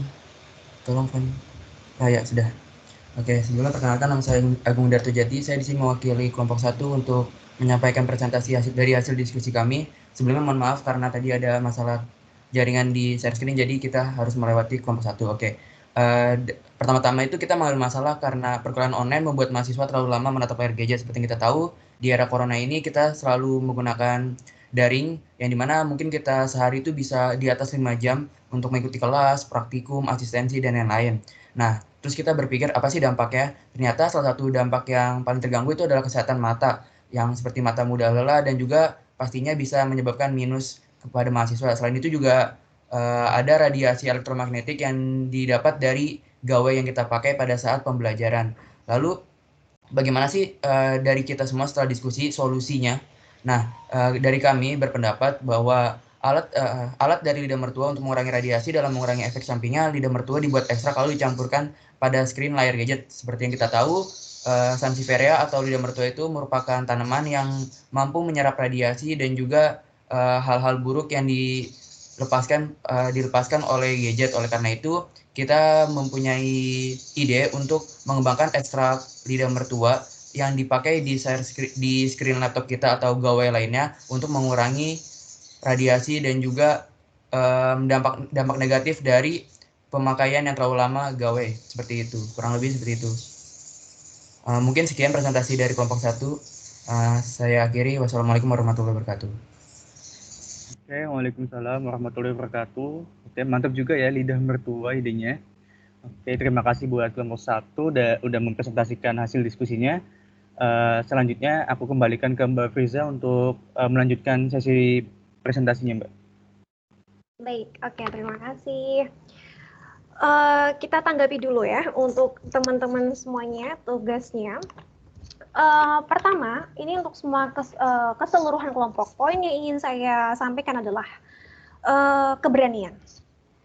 Ketika teman-teman memiliki suatu ide, entah itu idenya biasa saja, sedengan, ataupun bombastis, tetapi ketika teman-teman tidak memiliki keberanian untuk menyampaikan ide tersebut kepada rekan-rekannya, maka percuma saja teman-teman memiliki ide tersebut. Makanya kunci orang sukses yang pertama kali harus dimiliki adalah keberanian, dan dia mampu mengkomunikasikan ide yang ada di dalam pikirannya kepada rekan-rekannya, sehingga dia mampu membawa rekan-rekannya untuk mencapai tujuan yang sama. Nah, itu yang ingin saya garis bawahi kepada rekan-rekan. Jadi harapannya rekan-rekan di sini di LKMM, FSM gitu ya, semuanya harus memiliki keberanian untuk mengkomunikasikan ide antar sesama rekan dan lain sebagainya kayak gitu. Jadi jangan diem-diem saja ketika diskusi gitu, oke?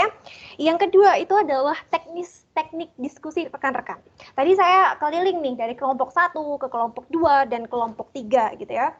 Meskipun ini bukan ranah saya untuk berbicara, tetapi mungkin harus saya sampaikan bahwa teknik diskusi teman-teman mungkin belum terarah dengan baik gitu ya. Saya tidak tahu apakah rekan-rekan diajarkan atau tidak di sini, tetapi tentunya mahasiswa harus memiliki teknik diskusi yang baik gitu ya. Nanti silahkan rekan-rekan belajar sendiri. Saya yakin banyak sekali lah materi tentang teknik diskusi yang baik gitu ya, supaya nantinya ketika rekan-rekan semuanya membawa nama himpunan keluar itu tidak memalukan atau tidak mengecewakan. Bahkan ketika membawa nama universitas di tempat lain atau di universitas lain itu tidak mengecewakan gitu. Yang ketiga itu adalah instruksi. Saya tadi menginstruksikan bahwa rekan-rekan harus mencari ide yang pertama dan membuat latar belakang. Latar belakangnya terserah menggunakan metode deduktif ataupun metode sebab akibat. Oke.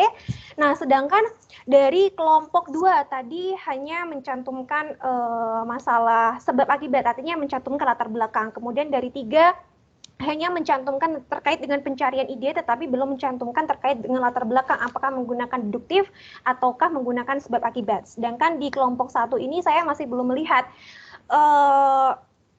hanya ide saja, sebatas ide saja, tetapi belum diperinci secara lebih jauh terkait dengan problem thinking dan solution-nya, kayak gitu. Tetapi secara overall, innovation or idea that you brings itu sangat menarik untuk saya.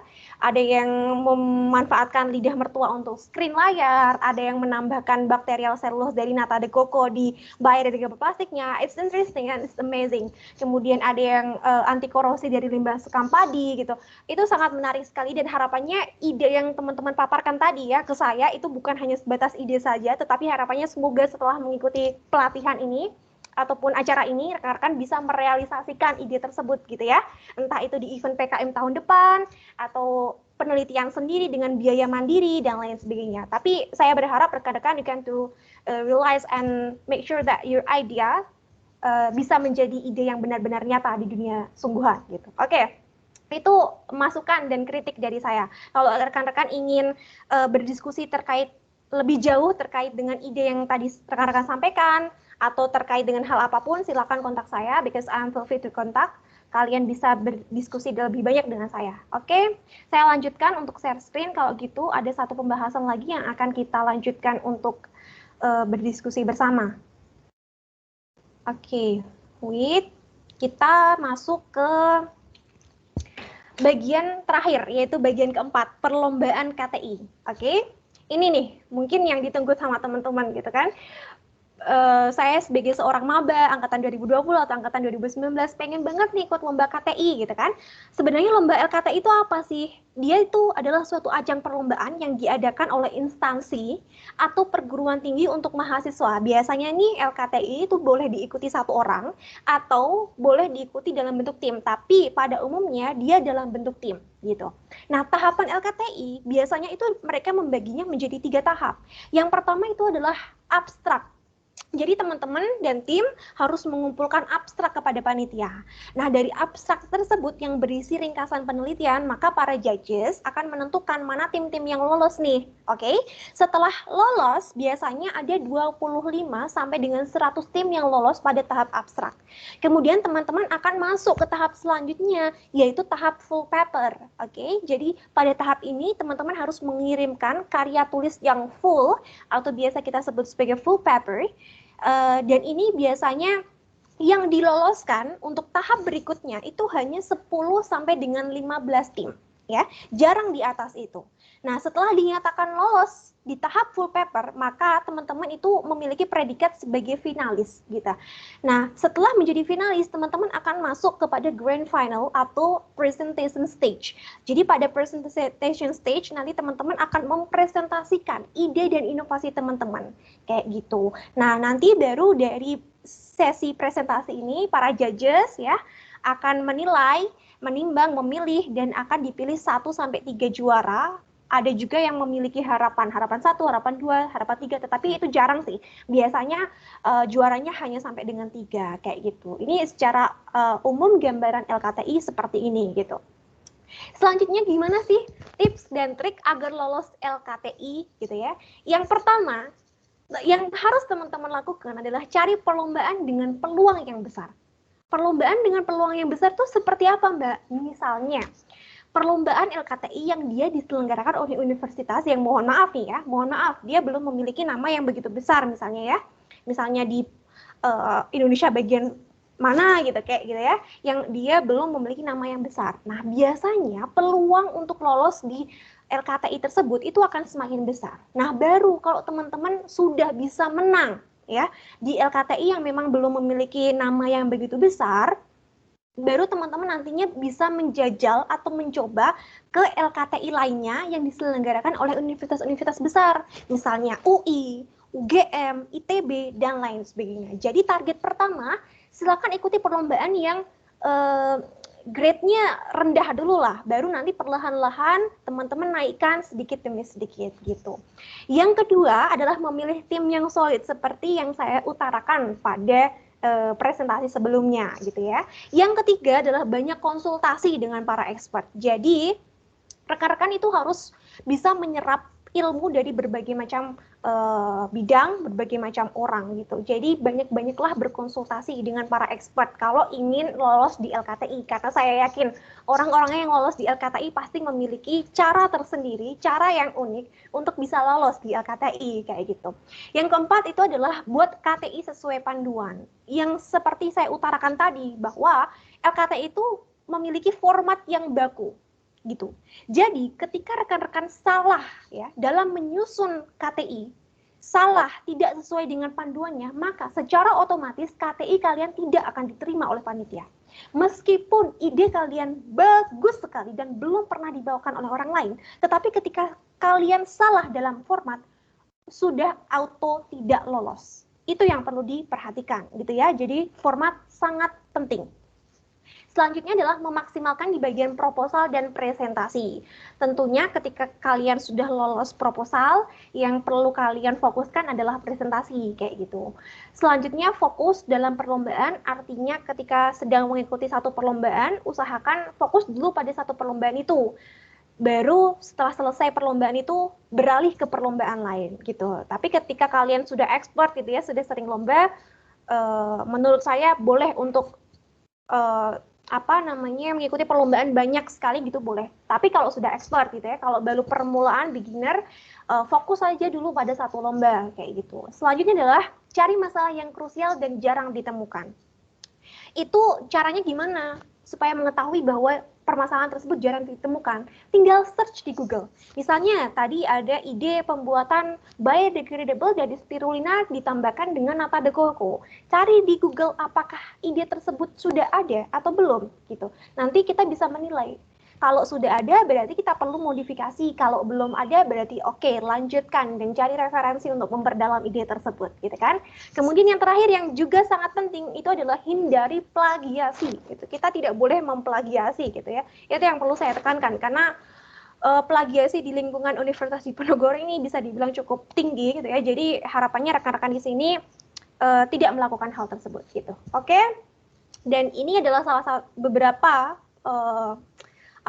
perlombaan yang mungkin saya ikuti terkait dengan lomba karya tulis ilmiah gitu. Semoga dengan saya memaparkan beberapa kegiatan ini dapat menjadi pemantik bagi teman-teman lah untuk semangat dalam mengikuti perlombaan gitu ya. Karena saya yakin kok bahwa the experience is the best teacher and the most experienced teach the best lesson. Karena saya menyadari sendiri bahwa dengan mengikuti berbagai perlombaan ini tentunya didukung dengan organisasi, didukung dengan kegiatan penelitian saya di lab, dan didukung dengan beberapa experience lainnya, saya bisa menjadi seperti sekarang gitu. Jadi saya sangat menghargai proses saya belajar karena dari lomba-lomba ini saya belajar mengenal hal yang baru, mengenal rekan yang baru, dan semuanya itu sangat berharga bagi diri saya seperti itu. Oke, for me, thank you very much for your attention. Mungkin saya serahkan ke Raga kembali untuk sesi tanya jawab jika ada peserta yang ingin bertanya. Gitu, silakan Raga. Oke, baik. Terima kasih buat Mbak Afriza atas sesi presentasinya. Sangat menarik dan keren sekali ya untuk presentasi KTI kali ini. Mungkin dari teman-teman kalau masih ada yang ingin bertanya atau kepo nih terkait materi-materi yang udah disampaikan, bisa langsung raise hand aja lalu ditanyakan seperti itu ke Mbak Afriza.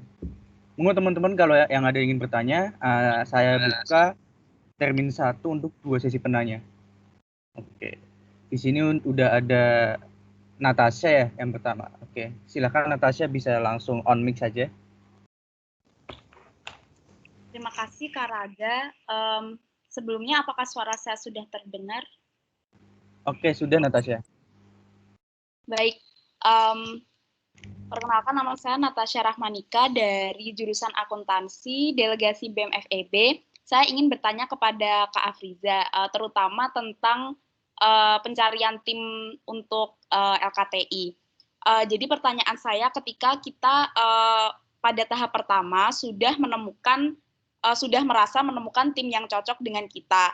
Namun ternyata di tengah-tengah proses penulisan KTI tersebut, orangnya itu, salah satu anggotanya itu tidak sesuai dengan ekspektasi kita. Nah, biasanya kalau ada masalah seperti itu, langkah apa yang menurut Kak Afriza bisa diambil oleh anggota lain ya, Kak? Terima kasih. Oke, terima kasih buat Natasha atas pertanyaannya. Ini mau ditampung dulu atau langsung dijawab ya, Mbak? Oke, dijawab dulu aja kali ya, karena saya pelupa orangnya. Oke, jawab dulu aja kali ya. Oke, terima kasih Natasha dari jurusan akuntansi ya. Good question. Ini adalah permasalahan yang mungkin sering sekali dijumpai oleh mahasiswa gitu ya. Di awal-awal semangat sekali, terus di akhir, di tengah gitu ya udah mulai ngilang karena sibuk praktikum, sibuk laporan, sibuk organisasi, so sibuk sekali kayak artis gitu ya. Tetapi sebetulnya itu bisa diatasi, Natasha. Gini, makanya yang ketika PPT saya tadi, ketika kita ingin membentuk tim yang solid, itu ada salah satu poin yang namanya evaluation atau evaluasi secara rutin gitu. Ada juga poin memahami peran dan memiliki tanggung jawab gitu. Jadi ketika kita mampu melakukan evaluasi secara rutin, ya entah itu per minggu ataupun per 2 minggu, per 3 minggu, dan lain sebagainya, maka itu akan mampu meminimalisir anggota yang hilang-hilang tadi. Karena dengan evaluasi sebetulnya para anggota itu saling direkatkan dan akan saling memahami peran dan kontribusi di tim tersebut gitu ya. Jadi misalnya rekan-rekan target lombanya bulan Februari gitu ya, sudah mulai membentuk tim di bulan Januari, maka per minggu diusahakan untuk melakukan evaluasi secara rutin.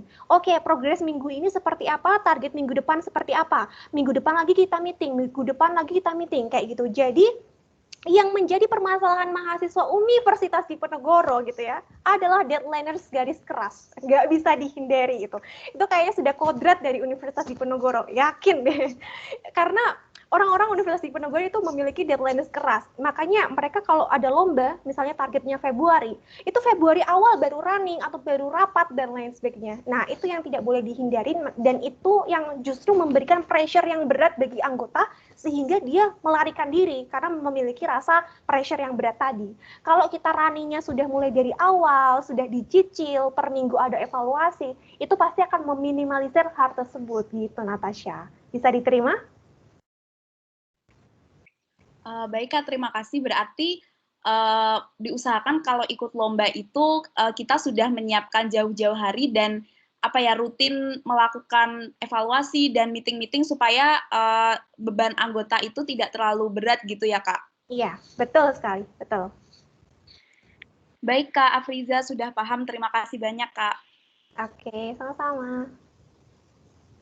Oke, terima kasih Natasha untuk pertanyaannya dan Mbak Afriza atas jawabannya. Lalu kita lanjut satu lagi untuk yang ingin bertanya, bisa langsung raise saja. Oke, untuk Farhani Sulistia dipersilahkan. Baik, perkenalkan saya Farhani Sulistia dari kelompok 5 delegasi SMFFM. Mbak, saya mau tanya, sejak kapan Mbak Afriza ini tertarik dengan KTI dan apa yang membuat Mbak Afriza ini tertarik dengan KTI? Kemudian apakah awal dari Mbak Afriza ikut lomba KTI ini dari univ-univ kecil dulu atau langsung ke univ yang besar? Cukup Mbak. Oke. Langsung saya jawab ya Raga ya? Iya, Pak. Oke, baik. Terima kasih Farhani ya. Oke, good question. Kalau ditanya sejak kapan saya mulai ikut lomba karya tulis ilmiah, saya itu sudah mulai ikut lomba karya tulis ilmiah itu sejak semester 1 gitu. Kenapa? Karena waktu semester 1 itu saya sudah ikut penelitian dari dosen di teknik kimia namanya Profesor Hedianto. Beliau adalah dosen yang fokus tentang spirulina sp gitu. Makanya penelitian saya tadi banyak tentang spirulina sp kan, karena memang sejak dari semester 1 saya fokus dengan Prof Hedianto untuk permasalahan spirulina sp. Jadi kalau ditanya sejak kapan? Sejak semester 1. Dan awal lomba apakah dari univ kecil? Iya, betul sekali. Tips dan trik yang saya sampaikan tadi di PPT itu adalah tips dan trik dari saya. Saya memulainya dari universitas yang namanya kecil dulu nih. Baru saya berani kalau udah menang, udah punya rasa kepercayaan diri, baru berani berhadapan di Universitas Indonesia, Universitas UGM gitu ya, dan universitas-universitas besar lainnya kayak gitu. Dan sebetulnya apa yang menjadi ketertarikan atau apa yang membuat Mbak Afriza tertarik dengan karya tulis ilmiah gitu? Seperti ini deh. Sebetulnya sering saya sampaikan di wawancara-wawancara kalau saya itu sejak masuk di Universitas Diponegoro memiliki 4 misi. Yang pertama itu adalah organisasi, yang kedua itu adalah penelitian, yang ketiga itu adalah kuliah, dan yang keempat itu adalah lomba gitu ya. Keempat misi ini harus saya balancekan di dalam hidup saya di Universitas Diponegoro. Dan keempat misi ini yang menghantarkan saya menjadi Mawapres Undip. Ya, jujur, keempat misi ini yang mengantarkan saya menjadi Mawapres. Kenapa? Karena saya balance di keempat misi ini. Yang pertama adalah organisasi. Tidak dibungkiri kalau orang yang memiliki akademik tinggi tetapi organisasinya tidak jalan, pola pikirnya tidak jalan, jiwa kepemimpinannya buruk, maka dia tidak bisa bekerja sama dengan orang lain dan pada akhirnya they lose gitu loh. Dia tidak akan mendapatkan posisi yang tinggi di instansi ataupun di tempat-tempat kayak gitu kan. Kemudian yang kedua adalah penelitian. Penelitian itu sangat penting, terutama di Universitas Diponegoro yang merupakan basis riset di Indonesia. Sehingga sebagai mahasiswa Diponegoro waktu itu saya sadar nih bahwa kayaknya gue harus ngejar penelitian nih untuk menjadi mahasiswa yang terbaik di sini kayak gitu. Karena Universitas Diponegoro ini universitas riset kayak gitu. Yang ketiga itu adalah kuliah atau masalah akademik. Tidak bisa dipungkiri kalau akademik itu adalah tuntutan dan kewajiban. Itu adalah hal mutlak yang harus kita penuhi. Dan yang keempat itu adalah lomba. Nah, di poin lomba inilah saya ngejarnya pertama adalah di perlombaan karya tulis ilmiah. Karena perlombaan itu yang sering diikuti oleh mahasiswa Universitas Diponegoro. Jadi mudah untuk ngajak orang tuh mudah karena dia sering banget diikuti kayak gitu. Jadi awal ketertarikannya dari situ. Dari keempat misi saya jabarkan masuk deh di LKTI gitu. Menjawab ya Farhani ya? Iya Mbak, baik menjawab. Terima kasih atas jawabannya Mbak. Sama. Oke, terima kasih untuk Farhani dan Mbak Friza atas tanggapannya.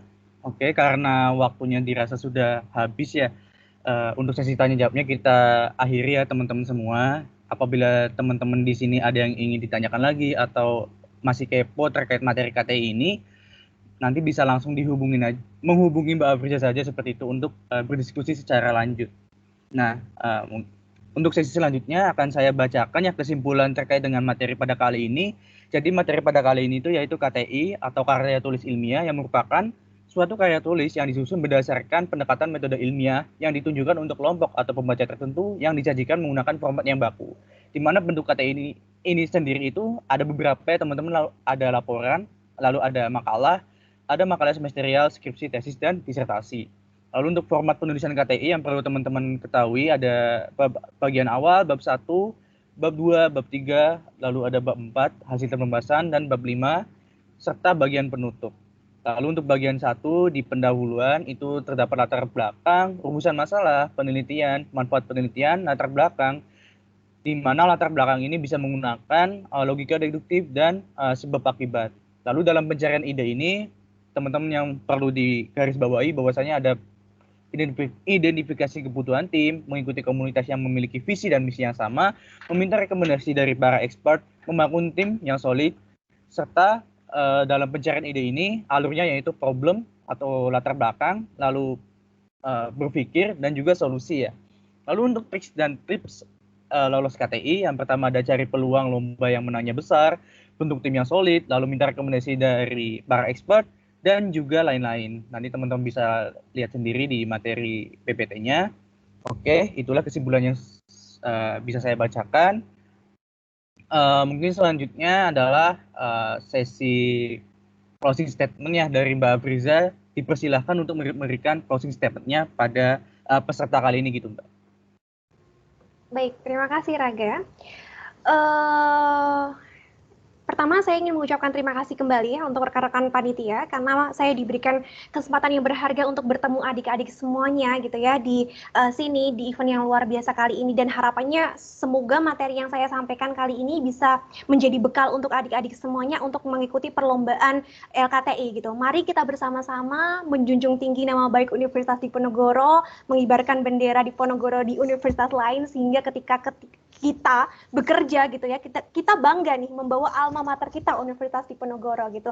Jangan mau kalah dengan universitas lain, Universitas ITB, UI, UGM, jangan mau kalah karena saya bisa katakan dan saya bisa jamin bahwa LKTI Universitas Diponegoro itu sebetulnya jauh lebih baik dibandingkan dengan mereka. Sehingga itu kembali lagi kepada kita, apakah kita mau mempertahankan prestasi ini atau tidak, itu tergantung pada adik-adik ini nih, tahun 2020 dan 2019 gitu ya. Mari berkompetisi bersama dan menjadi mahasiswa terbaik di Universitas Diponegoro. Sekian, terima kasih. Wassalamualaikum warahmatullahi wabarakatuh. Waalaikumsalam warahmatullahi wabarakatuh. Sangat keren sekali ya pembicara pada kali ini. Terima kasih buat Mbak Friza atas sharing-sharing materi dan diskusinya. Semoga bisa membuat motivasi dan juga inspirasi buat teman-teman semua untuk lebih berprestasi. Oke, mungkin kalau apabila dari Mbak Friza ingin live untuk kegiatan lain, dipersilakan Mbak, seperti itu. Oke, kita sudah ada di penghujung acara ya teman-teman semua. Sebelumnya aku minta maaf apabila ada salah kata dalam penyampaian, kurang lebihnya mohon maaf. Untuk sesi wisata bidang Ristek 3 pada kali ini sudah berakhir. Oke, saya cukupkan. Wassalamualaikum warahmatullahi wabarakatuh. Selanjutnya saya kembalikan ke MC, ke mentor maksudnya, ke Andrean. Dipersilahkan. Halo, apakah suaraku sudah masuk? Oke, sudah Andrian. Oke, terima kasih Raga atas pemandu kita di materi hari ini dan juga Mbak Frida sebagai pemateri buat wisata bidang hari ini. Kita udah ada di ujung acara ya buat hari ini. Aku mau ingetin lagi buat teman-teman, jangan lupa kumpulin resume materi hari ini maksimal jam 8 malam, bisa dikirimkan ke grup Wisbit aja ya, nggak usah ke mentor masing-masing, langsung ke grup Wisbit aja. Terus jangan lupa juga buat ikutin terus official account dari LKMMD FSM 2021 biar gak ketinggalan info-infonya. Dan nanti jam 11 ada eval di channel general. Teman-teman abis ini bisa langsung join aja ya di channel general. Ada eval. Mungkin sekian dari aku. Kalau nggak ada yang tanyain, aku cukupkan buat hari ini. Terima kasih dan selamat siang. Terima kasih, Mas.